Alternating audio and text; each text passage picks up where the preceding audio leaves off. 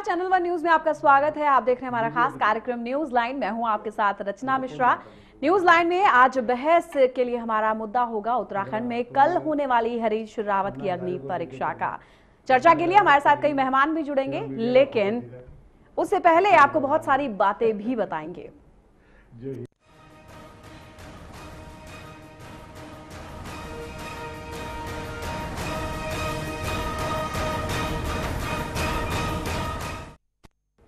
चर्चा की शुरुआत करेंगे, आपको गेस्ट से भी रूबरू कराएंगे, लेकिन उससे पहले आपको बता देते हैं कि उत्तराखंड में पिछले कुछ दिनों से चली आ रही राजनीतिक उठापटक 10 मई यानी कि मंगलवार को फ्लोर टेस्ट के साथ ही खत्म हो जाएगी और साथ ही तय हो जाएगा उत्तराखंड की जनता का भविष्य। लेकिन फ्लोर टेस्ट को पास करना हरीश रावत के लिए किसी चुनौती से कम नहीं होगा। अब देखना यह होगा कि क्या इस अग्नि परीक्षा को पास कर पाएंगे रावत। एक रिपोर्ट।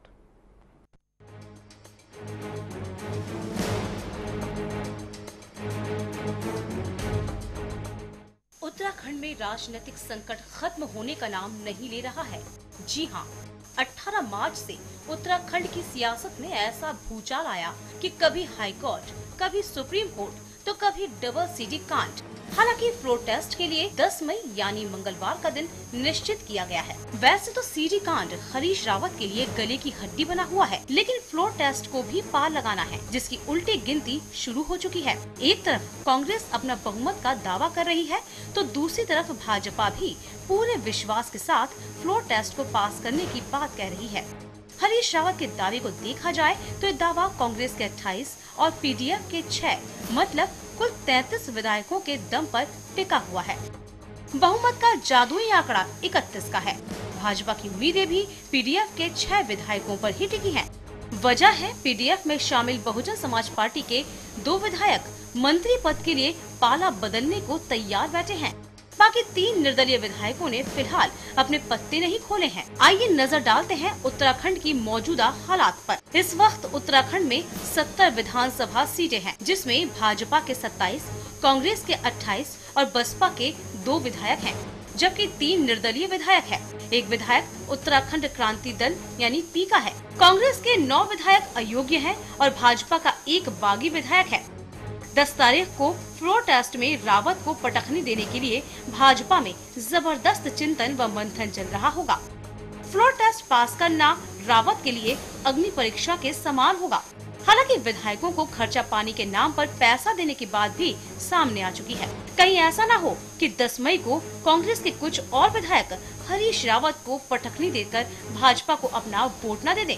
सूत्रों के मुताबिक फिलहाल सतपाल महाराज से जुड़े कुछ और विधायक और विजय बहुगुणा से जुड़े विधायक अंतिम समय में ही हरीश रावत की टांग खींच सकते हैं। यदि ऐसा न हुआ तो उत्तराखंड में सतपाल महाराज, विजय बहुगुणा और हरक सिंह रावत जैसे कद्दावर नेताओं का वर्चस्व भी खत्म हो सकता है। वैसे तो केंद्र में बैठी भाजपा सरकार ने हरीश रावत को सीबीआई जांच में डालकर काफी हद तक नाक में नकेल डालने का काम किया है। उत्तराखंड की राजनीति का ऊंट अब किस करवट बैठेगा, ये तो वक्त ही बताएगा। News desk, channel one news. तो हरीश रावत के रास्ते में कई मुश्किलें आई, लेकिन वो हर मुश्किल से पार पाते गए और अपना रास्ता खुद ब खुद बनाते रहे। अब वाकई ये देखना होगा कि कल जब फ्लोर टेस्ट होगा तो उस दौरान वो इस अग्नि परीक्षा में पास हो पाते हैं या नहीं। हालांकि जिस तरीके से अगर बात करें आंकड़ों की, तो आंकड़े साफ तौर पर यही कह रहे हैं कि उत्तराखंड में हरीश रावत अग्नि परीक्षा में पास हो पाएंगे। और इस पर चर्चा करने के लिए हमारे साथ मौजूद हैं स्टूडियो में 2 मेहमान। कांग्रेस से हैं हमारे साथ दिल्ली प्रदेश कांग्रेस के सेक्रेटरी दयानंद त्यागी जी और साथ ही सुप्रीम कोर्ट के वकील अनुराग सिंह। आप दोनों ही मेहमानों का बहुत बहुत स्वागत है हमारे इस खास कार्यक्रम न्यूज लाइन में। सबसे पहले मैं दयानंद त्यागी जी आपके पास आना चाहती हूँ और साफ तौर पर दयाराम त्यागी जी आपसे सिर्फ ये जानना चाहूंगी, सबसे पहले बधाई भी देने की कोशिश करूंगी कि कहीं ना कहीं आपके कांग्रेस के खेमे में खुशी की लहर जरूर दौड़ गई है, क्योंकि जिस तरीके से 9 बागी विधायक थे वो वोट नहीं कर पाएंगे, तो जाहिर सी बात है कांग्रेस में खुशी का माहौल जरूर होगा। देखिए, सबसे पहले तो आपका बहुत बहुत धन्यवाद बधाई के लिए जी। और दूसरी बात मैं ये कहना चाहूँगा कि देखिए, ये एक सच्चाई की एक जीत है जी। मैं आप ही के चैनल पे जब पहली बार जब सरकार गिराई थी, राष्ट्रपति शासन लागू हुआ था जी, और सिंगल बेंच ने जब अपना डिसीजन दिया था, तो मैं इसी चैनल पे बैठा था मैंने उस टाइम भी ये कहा था कि देखिए झूठ और सच की एक लड़ाई है जी, और ये एक सच्चाई की जीत होगी। हम आज भी मतलब आशावादी हैं कि सच्चाई की जीत होगी। और उसके बाद में फिर डबल बेंच में गए। मैंने यही फैज साहब थे, आपके एंकर थे, मैंने उनको एडवांस में मतलब ये बताया था, बधाई दी थी उनको कि एक सच्चाई की जीत होगी। और सबसे बड़ी बात तो देखिए एक न्यायपालिका का जो एक निर्णय होता है जी, इसमें ये एक निष्पक्ष होता है और इसको सभी को एक सर्वधारण मतलब करना चाहिए जी, क्योंकि न्यायपालिका एक निष्पक्ष एक अपना वो देती है। और इसके अंदर देखिए आप सिंगल बेंच से लगा करके कि एक लास्ट आज सुप्रीम कोर्ट का एक डिसीजन आया है। ये न्यायपालिका की ही जीत कहेंगे कि विधानसभा अध्यक्ष का फैसला हाई कोर्ट ने भी बरकरार रखा और साथ ही सुप्रीम कोर्ट ने भी। नहीं, ये दूध का दूध और पानी का पानी हुआ है। देखिए जो सेंटर के में गवर्नमेंट है हमारी, जो मोदी सरकार है, उसने तो लोकतंत्र का गला घोटने में अपनी तरफ से कोई कसर नहीं छोड़ी। और एक देखिए एक चुनी हुई सरकार, एक कोई ऐसा बहुत बड़ा इशू नहीं था कि जिसके ऊपर एक राष्ट्रपति शासन लगाया जाए और जो जनता के साथ है उसका एक गला दबाया जाए। जो जनता की एक चुनी हुई सरकार है, एक उसका दमन करा जाए उसका जी। एक देखिए आप शुरू से अगर इसमें आप जाएंगे, इस फ्लैशबैक में अगर जाएंगे कि एक जो राज्यपाल है वहाँ के, उन्होंने एक अपना ये निर्णय दिया जब ये सब ये ड्रामा शुरू हुआ, जब 9 विधायक मतलब बीजेपी के साथ में, भारतीय जनता पार्टी के साथ बस में बैठ करके जब वहाँ से निकले, वहाँ से विधानसभा से, तो उसी दिन उन्होंने एक निर्णय दिया। एक मेरे ख्याल में शायद 29 मार्च था जहाँ तक मैं समझता हूँ कि भाई 28 मार्च को ये बहुमत साबित करना है। उससे एक दिन पहले मतलब देखो एक ये मैं पहली बार एक मतलब हिंदुस्तान की राजनीति में देख रहा हूँ कि एक बहुत बड़ा एक इशू हो, बहुत बड़े कारण हो, राष्ट्रपति शासन भी एक हमारी एक उसके अंदर संविधान के अंदर है, हम जो सेंट्रल गवर्नमेंट है उसको लगा सकती है। लेकिन जब एक राज्यपाल ने एक अपना एक निर्णय दे दिया कि भाई इस तारीख को फ्लोर टेस्ट होगा, आप अपना हरीश रावत को कहा अपना बहुमत सिद्ध करिए, और उससे एक दिन पहले 12 घंटे पहले एक आप राष्ट्रपति शासन लगा रहे हो। और उसके बाद भी इनकी एक बेशर्मी देखिए, मैं ये कहूँगा कि भारतीय जनता पार्टी की एक बेशर्मी देखिए कि इसके बावजूद भी राष्ट्रपति शासन लगाने के बाद में एक सिंगल बेंच ने एक निर्णय दे दिया। उसका एक चलो एक अधिकार है सबको, एक ऊपर जो हमारा एक सिस्टम है, जो न्यायपालिका का एक सिस्टम है, सबको एक अपना अधिकार है कि सिंगल बेंच में गए, डबल बेंच में गए और अभी सुप्रीम कोर्ट ने गए। और ऐसी ऐसी टिप्पणी करी डबल बेंच ने कि शायद हिंदुस्तान की राजनीति के इतिहास के अंदर आज़ादी के बाद में कि कितनी बार राष्ट्रपति शासन भी लगाया, कितनी बार पार्टियां न्यायपालिका में भी गई हैं, अपील में भी गई हैं, लेकिन इतनी सख्त टिप्पणी आज तक किसी मतलब अदालत ने नहीं करी है। और अब उसका एक परिणाम देखिए कि या तो एक जुडिशरी भी जो है, न्यायपालिका भी जो है, इनके मन की बात करे, जो ये गलत काम करें इनके सुर में लाए, तो जो देश का हमारा संविधान है वो कैसे बचा रह जाएगा? जो लोकतंत्र है उसको आप कैसे बचाओगे? उसका ट्रांसफर जो है अभी कितना है, मेरे ख्याल में 1 महीना भी नहीं होगा, 1 महीने के अंदर उनको उठा करके जो है आंध्र प्रदेश। जी, आपसे बातचीत का सिलसिला आगे बढ़ाएंगे, लेकिन मैं अनुराग सिंह जी से जानना चाहूंगी। अनुराग सिंह जी, जिस तरीके से सुप्रीम कोर्ट ने जुलाई में जो तारीख दी है, उस तारीख, इतनी दूर तारीख देने के क्या मायने निकाले जाए, क्योंकि फैसला कल होना है, फ्लोर टेस्ट कल होना है, आप क्या कहेंगे? देखिए, सबसे पहले तो 13 मई लास्ट वर्किंग डे है सुप्रीम कोर्ट का, उसके बाद ग्रीष्मावकाश चालू हो जाएगा। तो चूंकि गर्मी की छुट्टियां शुरू हो जाएंगी तो इस वजह से डेट जो है जुलाई में पड़ी है, तो एक स्वाभाविक प्रक्रिया है, कोई ऐसा नहीं कि लंबी तारीख दी गई है। और जो सबसे महत्वपूर्ण बात जब 356 की बात आती है तो अब तक यही रही है, और इसमें सुप्रीम कोर्ट भी क्लियर है कि फ्लोर टेस्ट अग्नि परीक्षा है जी। उसको जो आपने भी शब्द इस्तेमाल किया, मैं फिर इसको यूज कर रहा हूं कि अग्नि परीक्षा गवर्नर के लिए 356 लागू करने के लिए जो बात कहते हैं उसके लिए है कि फ्लोर टेस्ट होना चाहिए। और इस जो उत्तराखंड में है ऐसा कुछ भी नहीं हुआ। 28 को फ्लोर टेस्ट होने की बात थी, मगर उसके बावजूद पता नहीं क्यों उन्होंने जो है रिकमेंडेशन कर दिया कि इस पर राष्ट्रपति शासन लगाया जाए। और सुप्रीम कोर्ट ने जिस दिन एडमिशन हुआ था, तो चूंकि टेक्निकल रीजन था, कॉपीज ऑफ जजमेंट जो है दूसरी पार्टी को नहीं दी गई थी, इस वजह से डेट लगाई, उसमें स्टे किया। और बाद में जो एक बात निकल के आई कि स्ट्रेट अवे उन्होंने पूछा केंद्र सरकार से कि आप फ्लोर टेस्ट कराएंगे कि नहीं कराएंगे। तो कहीं ना कहीं प्रथम दृष्टया मामला जो है ये दिख रहा है कि फ्लोर टेस्ट बहुत वाइटल है डेमोक्रेसी के हेल्थ के लिए, और इसी वजह से इस प्रकार का निर्णय आया। और मुझको लगता है कि अब कल जब फ्लोर टेस्ट हो जाएगा तो फिर सारी चीजें सामने आ जाएंगी। जी बिल्कुल, हरीश रावत जी रहेंगे कि जाएंगे। जी बिल्कुल, वाकई दूध का दूध पानी का पानी हो जाएगा कि कल जब फ्लोर टेस्ट में क्या कुछ निकलकर सामने आता है कि क्या हरीश रावत इस अग्नि परीक्षा को पास कर पाएंगे या फिर हरीश रावत की नैया जो है वो डूब जाएगी। फिलहाल आगे बढ़ते हैं और हमारे साथ बीजेपी के नेता महेश बाजपेयी भी फोन लाइन पे जुड़े हुए हैं। बाजपेयी जी, आपका बहुत बहुत स्वागत है हमारे खास कार्यक्रम न्यूज लाइन में। धन्यवाद जी बाजपेयी जी, साफ तौर पर ये कहना गलत नहीं होगा कि बीजेपी की जिस तरीके से रणनीति थी, राजनीतिक जो रणनीतिकार थे वो कहीं ना कहीं यहाँ पर फिसड्डी साबित हुए हैं। नहीं, देखिए हमारी कोई रणनीति नहीं थी कि कांग्रेस के अंदर का मामला था, कांग्रेस के अंदर विद्रोह हुआ, कांग्रेस के जो वहाँ पे सत्तारूढ़ दल था उसके 9 विधायक असंतुष्ट थे, वो लोग बाहर आए, उन्होंने अपनी सरकार से अविश्वास मत व्यक्त किया, इसमें हमारा क्या लेना देना था। जी दयाराम जी, वाजपेयी जी, सर मैं आपसे एक सवाल पूछूं? बिल्कुल पूछिए। कांग्रेस का एक अंदरूनी मामला था, यहाँ सवाल ये है कि उनको तो आपने अपनी गोद में बैठा लिया। चलो ये मान लेते हैं कि कांग्रेस का एक इसके अंदर अंदरूनी मामला है, लेकिन ये तो एक संविधान का मामला था कि जब उपराज्यपाल जी ने एक फ्लोर टेस्ट के लिए कहा था, तो फिर जो आज आपकी भारतीय जनता पार्टी की, आपकी सरकार की जो एक किरकिरी हो रही है एक सिंगल बेंच से लगा करके और सुप्रीम कोर्ट तक, इसको आप क्या कहेंगे? आपने देखिए अभी भी आप कोई कसर नहीं छोड़ रहे हैं। आपने सतपाल महाराज बोरी खोल के बैठे हुए हैं, बाबा रामदेव पर बोरी खोल के बैठे हुए हैं। ये वाजपेयी जी क्या कह रहे हैं सुन लीजिए। जी वाजपेयी जी कहिए। आप अपने विधायकों को तो संभाल नहीं पाए, वहाँ पे माफिया राज चल रहा है, आपके चीफ मिनिस्टर सरेआम रिश्वत देते हुए पकड़े जा रहे हैं, दो स्टिंग ऑपरेशन हो रहे हैं, संविधान का बिल्कुल आपने हत्या कर दी है वहाँ पे। आप हमसे क्या वाजपेयी जी, पहले सबसे पहले आप अपने गिरेबान में झांक करके देखें। ये जो देखिए, आप अनेक जवाब भी सुन लीजिए ना वाजपेयी जी। ये तो सुन लीजिए। अच्छा चल बोलिए सर, बोलिए। देखिए जिस तरह के घटनाक्रम वहाँ पे चल रहे हैं, जिस तरह के आपके चीफ मिनिस्टर की सीएम की स्टिंग ऑपरेशन सामने आ रहे हैं, खुल के आ रहे हैं, कितने करोड़ रुपए लाखों रुपए बांट रहे हैं, माफियाओं को वहाँ पे पूरा राज चल रहा है, उसमें तो ये देखिए ना आप बात को वाजपेयी जी, बात को दूसरी तरफ मोड़ने की कोशिश मत कीजिए। कहीं ना कहीं ये भी तो बात बिल्कुल सही कही जा रही है। कहीं ना कहीं सुनने में जो आ रहा है, जो देखा जा रहा है कि आप भी उनको लेकर साथ साथ चलते थे, अब जब बिल्कुल हाथ में कुछ रह ही नहीं गया है तो इस तरह की दलीलें देने से क्या फायदा? नहीं देखिए ना, पहले हमारे हाथ से कुछ छीना था ना, अब छीना है, कल क्लियर हो जाएगा। वहाँ पे इनके यहाँ बगावत कल दोबारा होनी है, कल दोबारा बगावत होगी।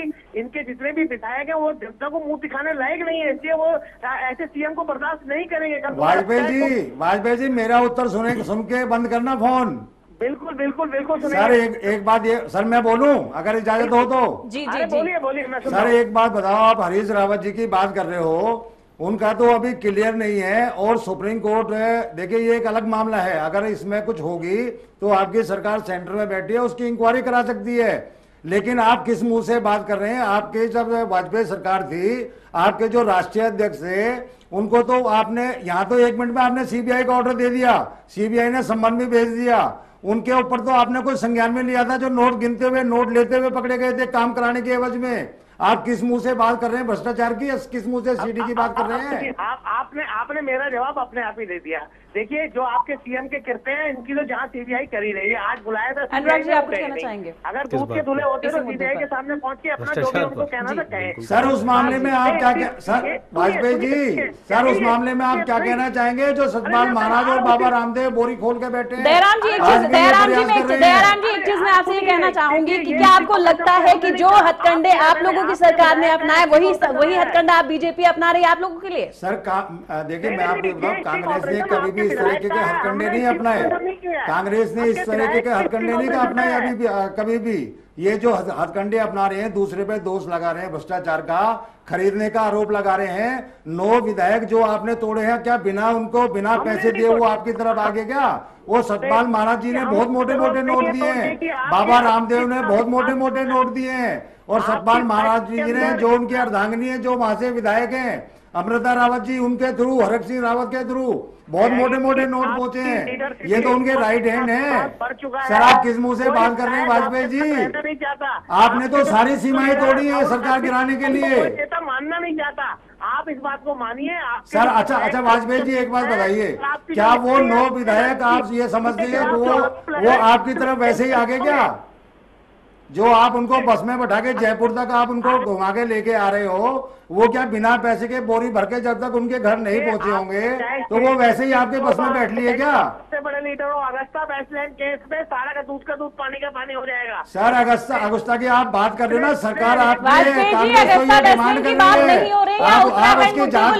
हो रही है, उत्तराखंड मुद्दे को लेकर बात हो रही है। अभी भी आपका ये कहना है और बीजेपी महासचिव कैलाश विजयवर्गीय ने भी यही कहा है कि उन्हें पूरी उम्मीद है कि कांग्रेस के विधायक 18 मार्च की तरह कल भी विरोध करेंगे जब फ्लोर टेस्ट होगा।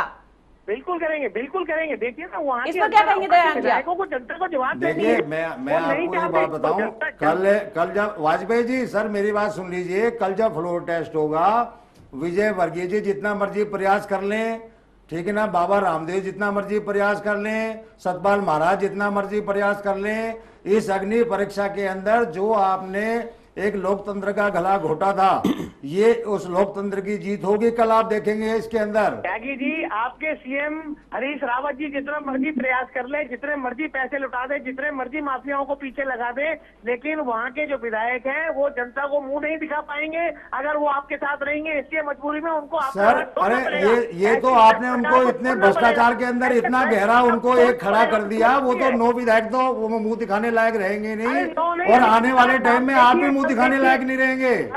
अभी भी ये आपकी एक बेशर्मी है कि आपके ऊपर इतनी टिप्पणी हुई है, आपके अंदर इतना, आपके अगेंस्ट सारा इतना मामला चल रहा है और आप बड़े बड़े शान के साथ में एक बात कर रहे हैं। भ्रष्टाचार सरेआम दिखाई दे रहा है वाजपेयी जी कि देखिए जो एक चुनी हुई सरकार है वो अंदाजा नहीं है कि आपकी पार्टी में क्या होने वाला है, पहले भी आपको अंदाजा नहीं। आप कैसे कह रहे हैं, कैसे मैसेज आपके पास, हमें बता दो ना वाजपेयी जी कहाँ से क्या होने वाला है। वाजपेयी जी कहाँ प्रयास कर रहे हो, हमें बता दो ना।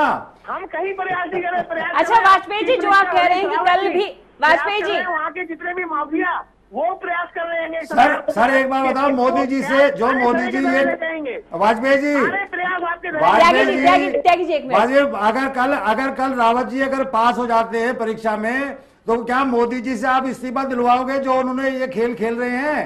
अरे मोदी जी कहाँ बीच में आ गए? बिना मोदी जी के नॉलेज में कैसे हो जाएगा? त्यागी जी एक मिनट, वाजपेयी जी आपसे साफ तौर पर ये जानना चाहूंगी कि हरीश रावत के रास्ते में अब तक बहुत सारी मुश्किलें जो हैं वो खड़ी की गई हैं, लेकिन हरीश रावत हमेशा उन मुश्किलों से आगे आते गए हैं, उन्हें दूर करते रहे हैं। और एक रात को मुसीबत खड़ी होती तो उसको दूर करते तो सुबह दूसरी मुसीबत खड़ी हो जाती। कहीं ना कहीं उनके रास्ते जो है मुश्किल भरे रहे हैं, और ऐसे में क्या लगता है कि इन रास्तों को सही तरीके से पार कर जाना बीजेपी के लिए गलत नहीं है? बीजेपी ने मुंह नहीं खाई। मैं एक पर्सन आप हमारे मित्र हैं, मैं आपसे एक प्रश्न पूछूं। जवाब तो ले दीजिए जी, वाजपेयी जी बताइए। जवाब दे दूं, एंकर का जवाब ज्यादा जरूरी है, उनका जवाब दे दूं। देखिए हमारी तरफ हर मोर्चे पर कहीं ना कहीं बीजेपी ने मुंह की खाई है या नहीं?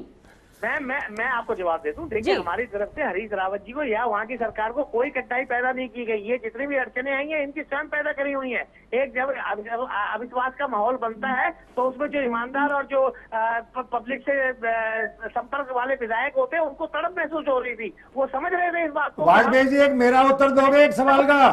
इसलिए अगर उन्होंने वाजपेयी जी सुन लीजिए, वहाँ पे कानून व्यवस्था नाम की कोई चीज नहीं थी, कोई चीफ मिनिस्टर वहाँ पे किसी भी तरह का कोई राज कर ही नहीं पा रहे थे। तो उससे अगर इन लोगों को आपस में अगर कोई परेशानी हुई है और 9 विधायक इनको छोड़ के गए हैं तो इसमें बीजेपी ने कोई अड़चन लगाई हुआ ऐसा कतई नहीं है।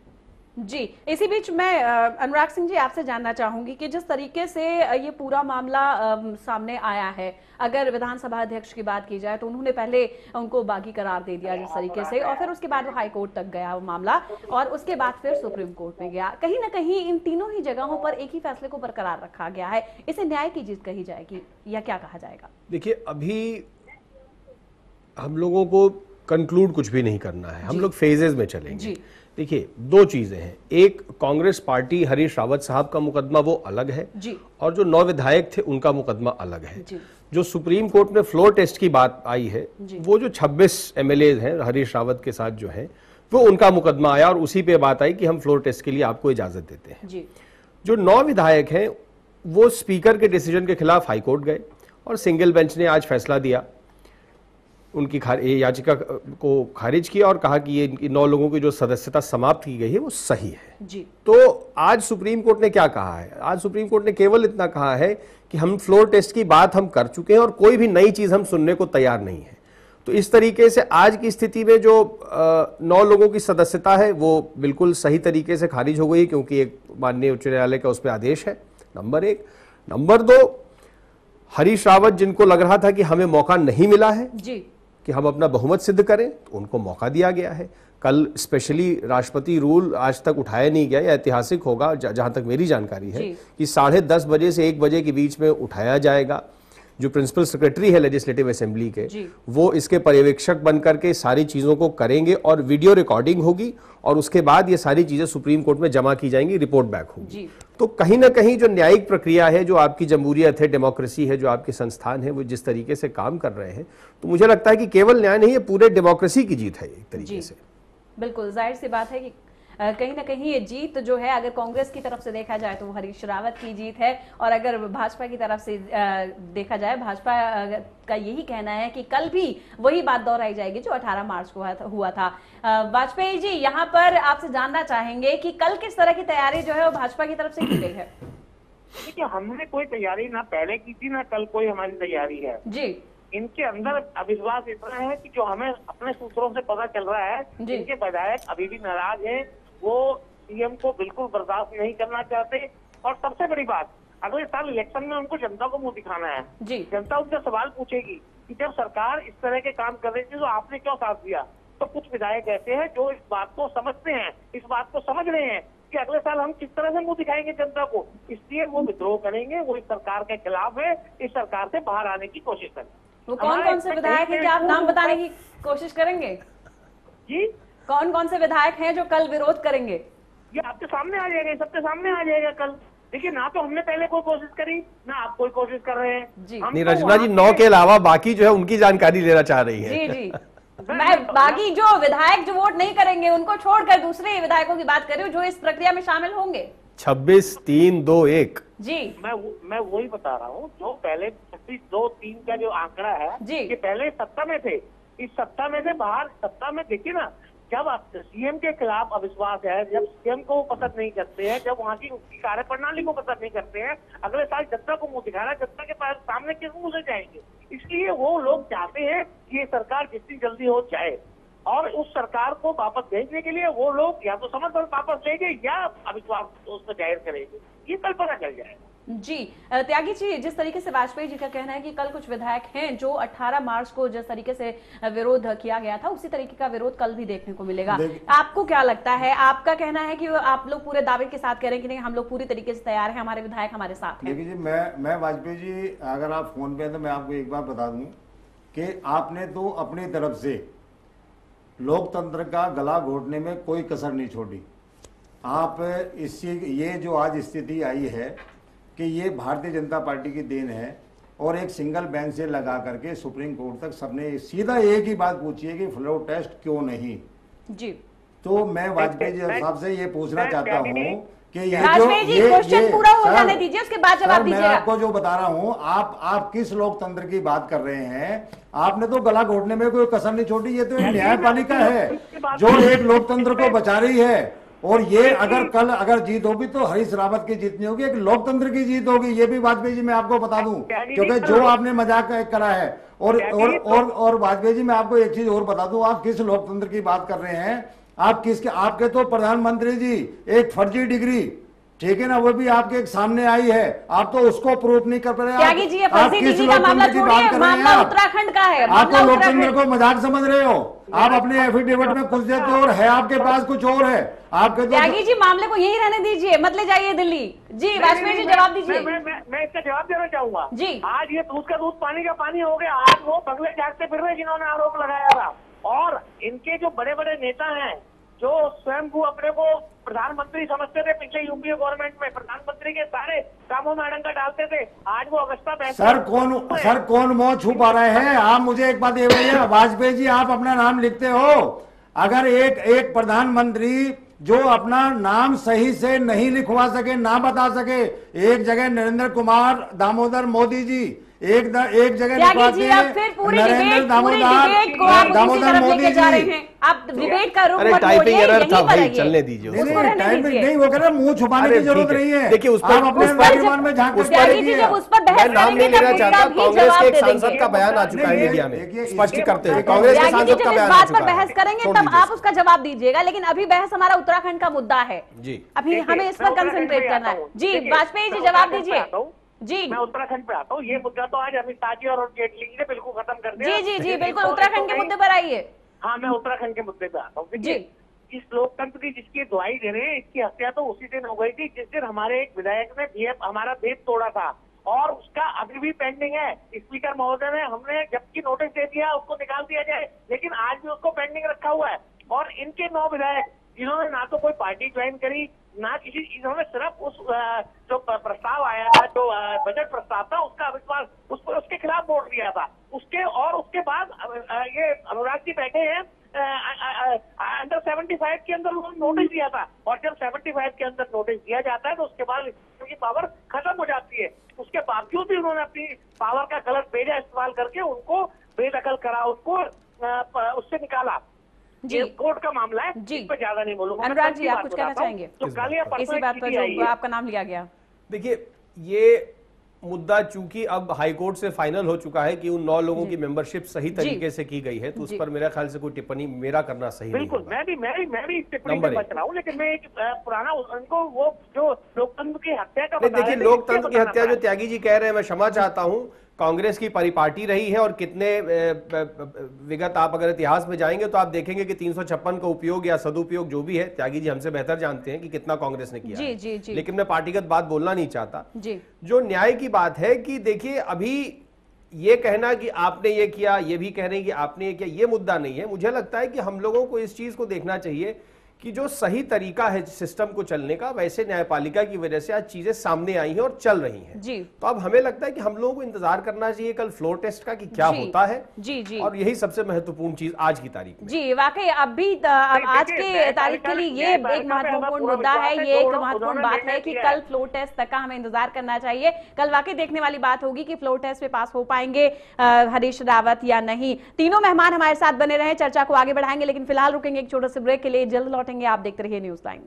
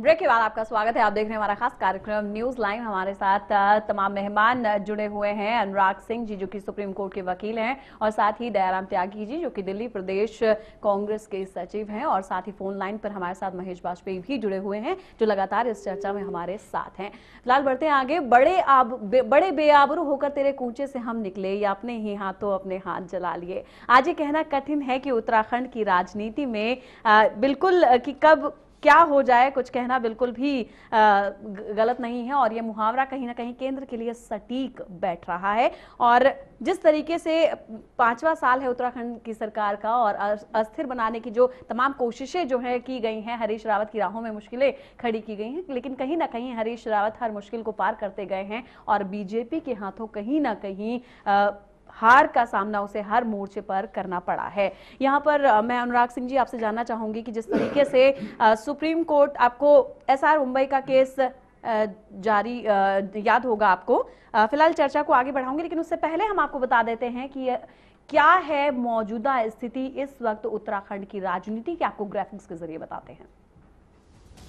जी हाँ, खंड खंड हो चुका है उत्तराखंड। इस वक्त पार्टी की अगर बात करें तो कुल सीटें 71 सीटें हैं, और उसके बाद ही कांग्रेस के कुल विधायकों की बात करें तो 36 विधायक इस वक्त कांग्रेस के साथ हैं। कांग्रेस से बागी विधायकों की बात करें तो 9 विधायक हैं जो कि इस वोटिंग में हिस्सा नहीं लेंगे। कांग्रेस की मौजूदा स्थिति 27 है, वहीं बीजेपी के पास भी 27 विधायक मौजूद हैं।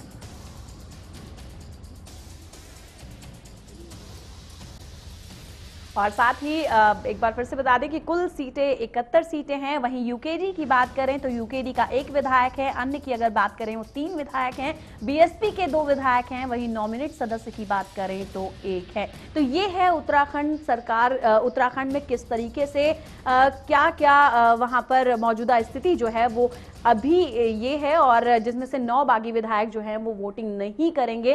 कल 2 घंटे के लिए राष्ट्रपति शासन नहीं होगा, और उस दौरान फ्लोर टेस्ट होगा। अब ये देखना होगा कि क्या रावत इस अग्नि परीक्षा को पास कर पाएंगे या नहीं। फिलहाल अपने मेहमानों के पास चलते हैं। हमारे साथ अनुराग सिंह भी मौजूद हैं जो कि सुप्रीम कोर्ट के वकील हैं।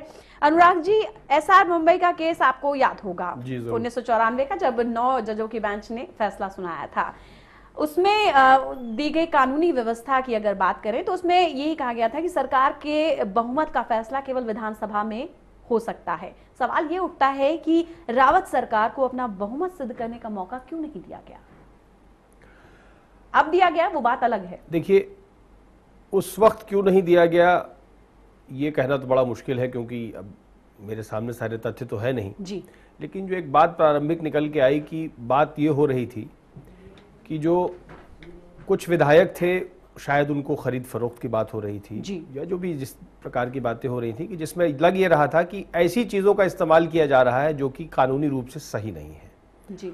और एसआर मुंबई जो मुकदमा है, जो फैसला है, उसमें एक बहुत महत्वपूर्ण बात कही गई है कि जो शब्द यूज किया गया है वो है ऑनेस्ट डिसेंट जी।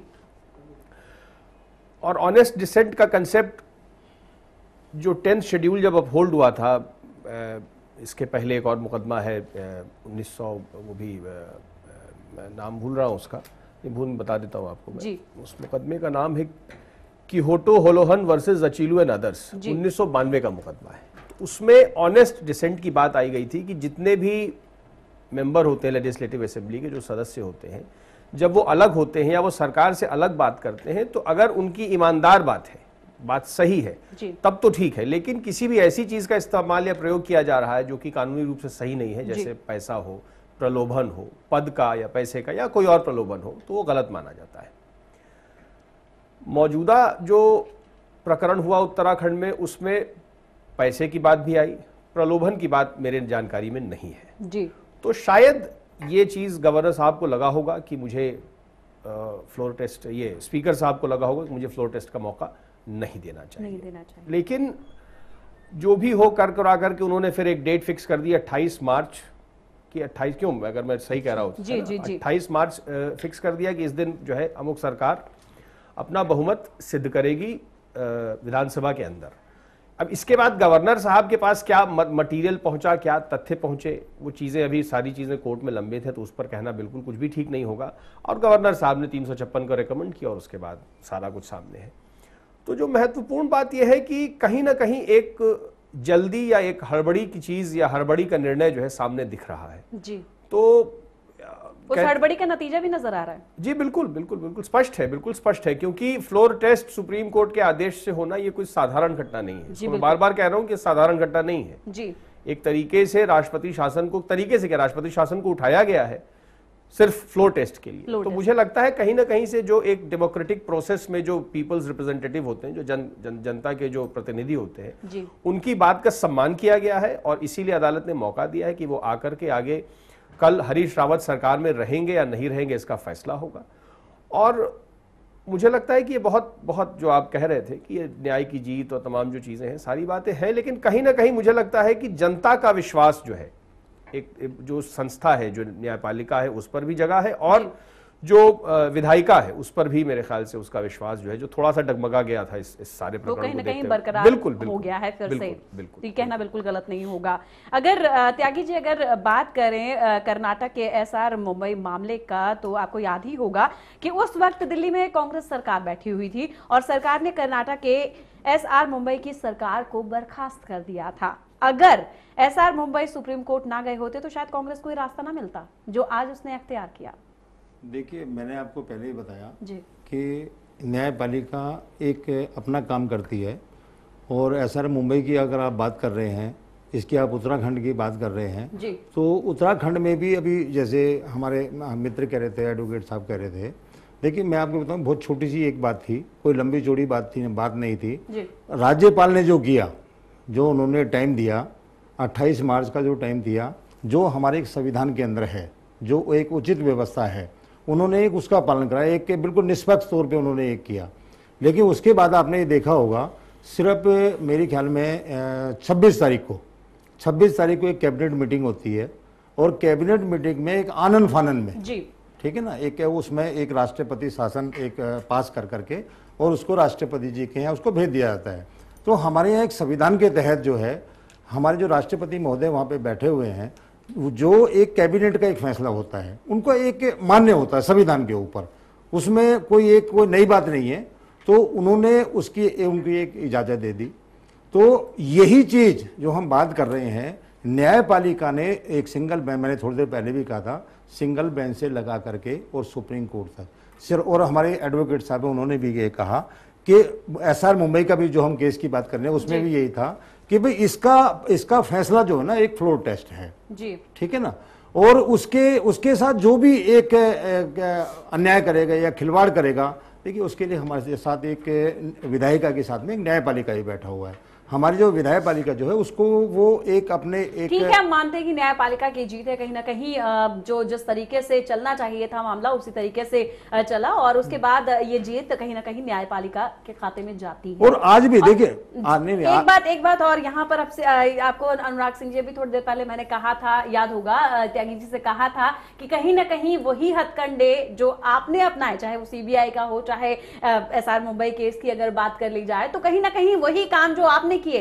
नहीं, ऐसा मैं ऐसा है, एसआर मुंबई में केवल कर्नाटका का मामला नहीं था जी, कर्नाटका, मेघालय, नागालैंड जी, ये 3 राज्य अलग थे जी। हाँ, मध्य प्रदेश, हिमाचल प्रदेश और राजस्थान, चूंकि बाबरी मस्जिद उस वक्त की बात थी तो उसको मैं अलग रख रहा हूं, लेकिन 3 राज्यों की सरकार गिराना यहाँ तो एक ही प्रश्न चिन्ह में है। तो कहीं ना कहीं त्यागी जी को इस बात की नैतिक जिम्मेदारी लेनी पड़ेगी कि ये जो परिपाटी 356 की चालू हुई है, ये आपकी देन है, ये स्पष्ट है। नहीं, आप देखिए, आप ये बात नहीं कह सकते। मैं आपको एक चीज बता दूं, जब से हमारा संविधान बना है उसके अंदर ये 356 ये जो है एक हमारे संविधान के अंदर है। अब एक बात ये देखिए, कोई भी स्वर्ण सिंह की सरकार इसलिए बर्खास्त की गई, पहली बार, क्षमा करेंगे मुझे, मैं टोक रहा हूं, क्योंकि डकैती बहुत ज्यादा पंजाब में होती थी, ये रिकॉर्डेड बात है। नहीं, इसे तो अब ये संविधान में कहां लिखा हुआ है? संविधान में 356 अगर मैं पढ़ूं आपको तो 356 बहुत स्पष्ट है कि इमरजेंसी होनी चाहिए, जहां कॉन्स्टिट्यूशनल मशीनरी का फेलियर हो।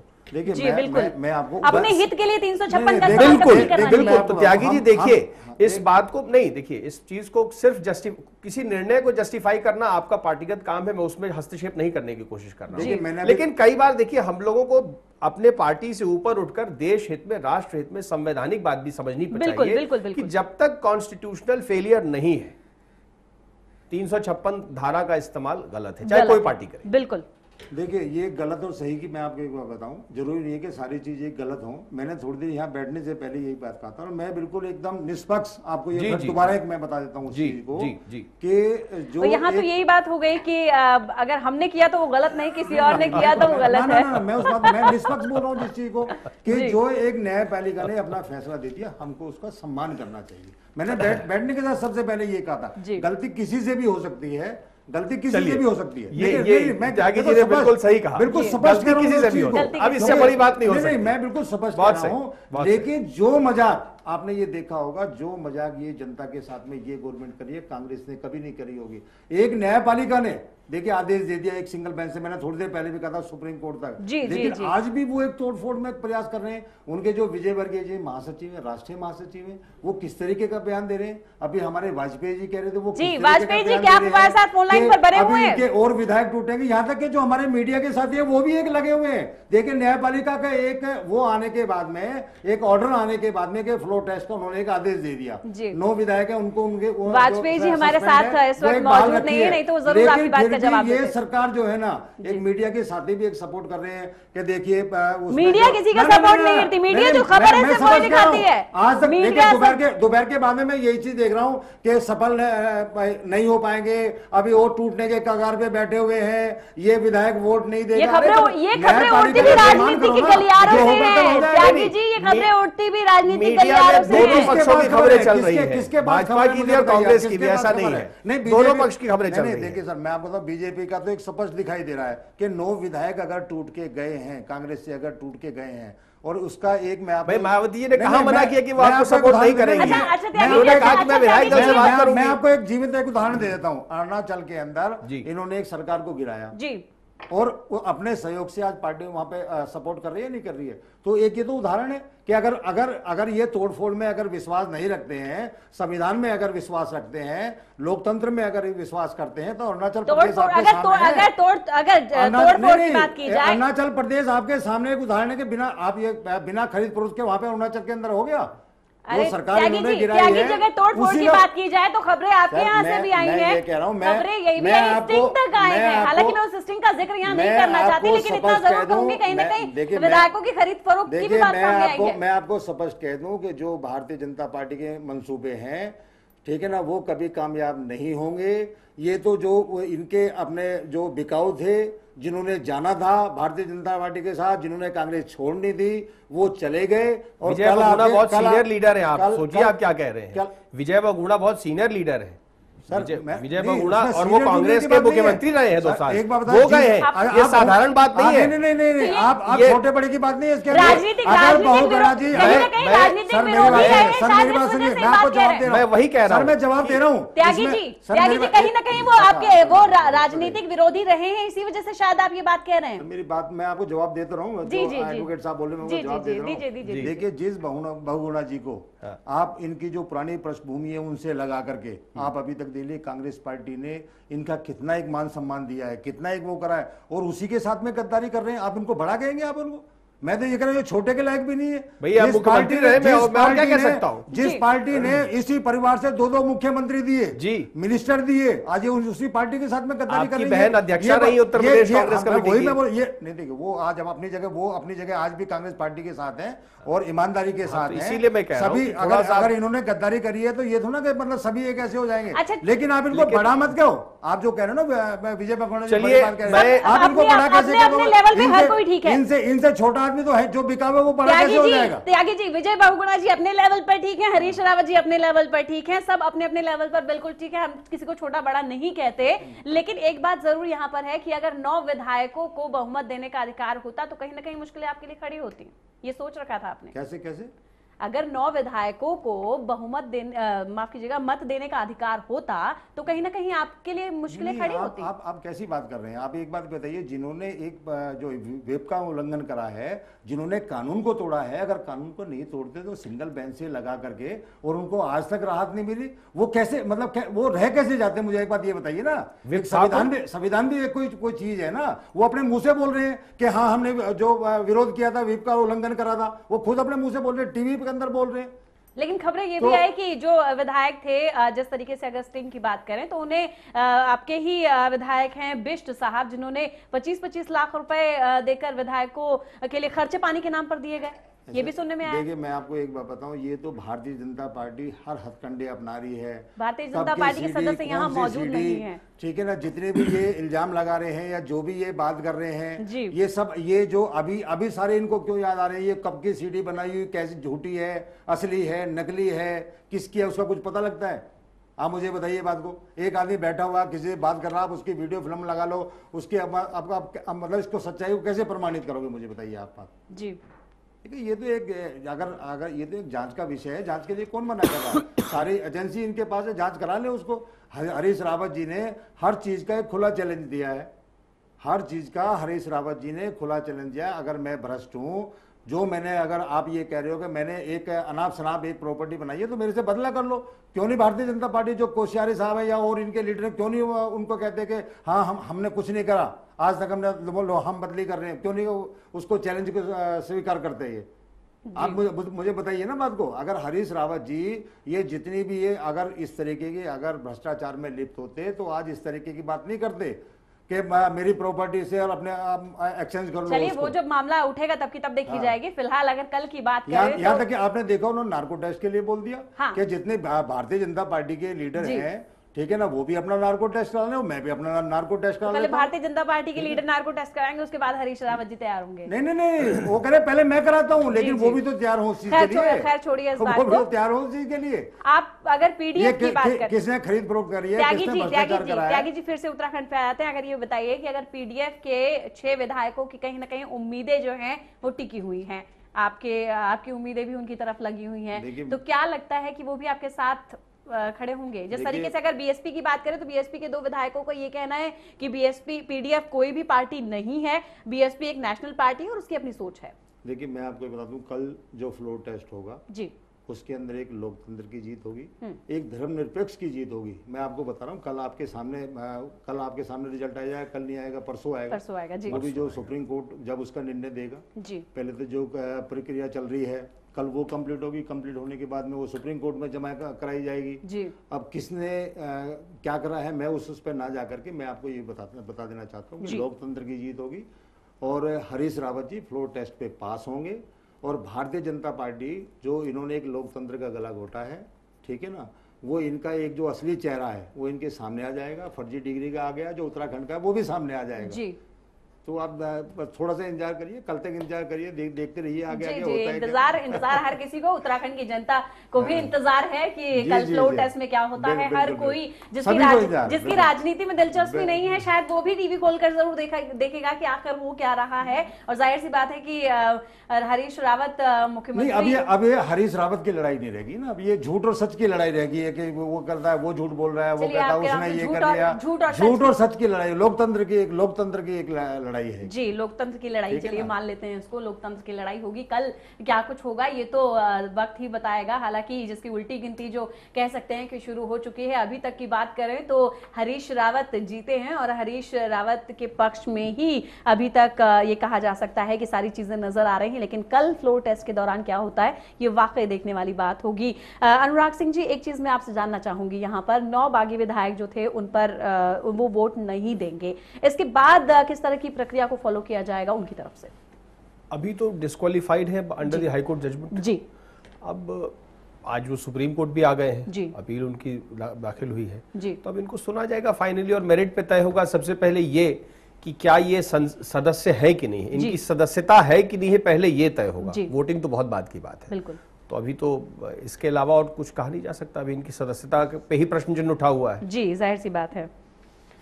और सदस्यता पर प्रश्न चिन्ह है। वाकई ये देखने वाली बात होगी कि कल जब अग्नि परीक्षा रावत की होगी तो किस तरह से वो अपने फ्लोर टेस्ट में पास हो पाते हैं। त्यागी जी, आप हमारे साथ हैं, आपसे बस समय बहुत कम है, आपसे सिर्फ एक लास्ट कमेंट जानना चाहते हैं कि आप क्या कहना चाहेंगे। हालांकि बीजेपी ये कह रही है कि वो भी पूरी तरीके से तैयार है, उसका भी यही दावा है और साफ तौर पर उसका यही कहना है कि वही हाल होगा जो 18 तारीख को हुआ था। इस पर लास्ट कमेंट आपसे जानना चाहेंगे, कल होगा क्या आखिरकार? देखिए, भारतीय जनता पार्टी एक समझ लो आप इनका एक ये अहंकार बोल लो जी, ठीक है ना ये संविधान में विश्वास करते हैं जी, ना ये लोकतंत्र में विश्वास करते हैं जी।